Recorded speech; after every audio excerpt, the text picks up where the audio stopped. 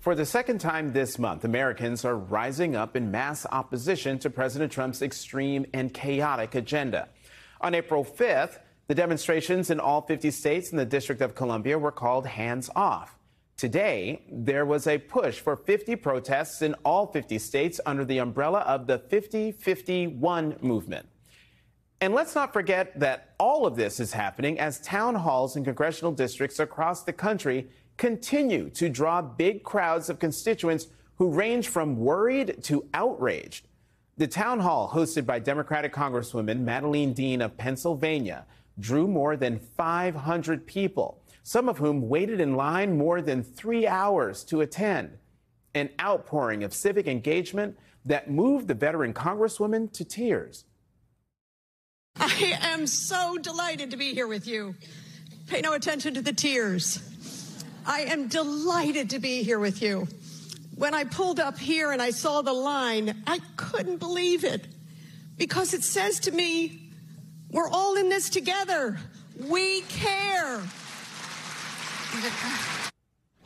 And I am delighted to say joining me now is Congresswoman Madeleine Dean of Pennsylvania. She's a member of the House Foreign Affairs and Appropriations Committees. Congresswoman, always great to see you. Thank you for coming to the Saturday show. So, what did you hear from your constituents at that town hall?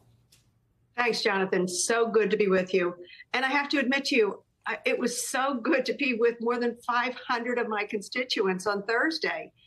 They lined up, and as I said, I pulled up. I couldn't believe it. It just showed how engaged the constituents of the 4th Congressional District of Pennsylvania are. They're energized. They're anxious. I have to use that word because they use it with me over and over again. But they are determined to make sure that they're going to hold on to every bit of this democracy, protect it, and to make it stronger. They're very worried about what is going on with this administration. Literally, Thursday, it was 88 days into the Trump administration. And question after question after question was about how concerned they are with the lawlessness, the corruption, the chaos, the uncertainty, the tariffs, Elon Musk, the firings, the unclear path of where this administration was going with folks who don't seem to know what they're doing. But I will tell you, what I walked away with was just such a positive spirit in such a time of high anxiety, a positive spirit of people who are dedicated, who get it. It's on every one of us to be in on this together and to protect and lift up our precious democracy. I used the sentence that Franklin used when he was asked after the Continental Congress. He was asked, Dr. Franklin, by Mrs. Powell, what do we have, a monarchy or a republic? And he said, a republic, if you can keep it. It's on all of us. We have to keep it.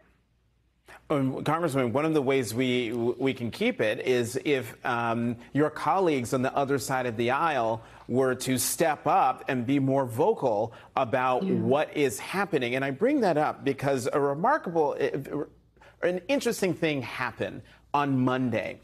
Senator Lisa Murkowski of Alaska, toughest nails, Republican member of the Senate, longtime member of the Senate, had this to say about what it's been like, and particularly for her, under Trump 2.0. Watch this.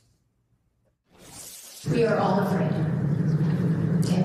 I'm oftentimes very anxious myself about using my voice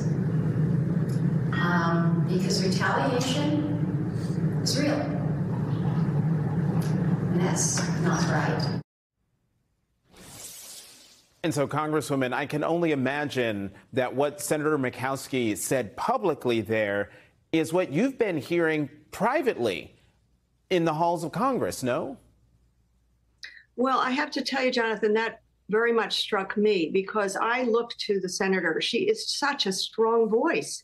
I look to her. I feel like she is steel in the face of some awful battering winds of this administration or years past. She's just been at this a very, very long time. So that struck me at my core, that she would be afraid to use her voice. We mustn't be afraid to use our voice. But frankly, we all have threats. I have suffered threats, and so many elected folks have suffered threats. But I stand next to her. I will tell you that, to say she still remains as strong as she can possibly be, but she reflects what my constituents are saying to me. They are afraid. They are scared. More than 500 people filled that hall on Thursday night. And the most common words we heard were afraid, scared, I'm anxious. But then the common question was, what can we do?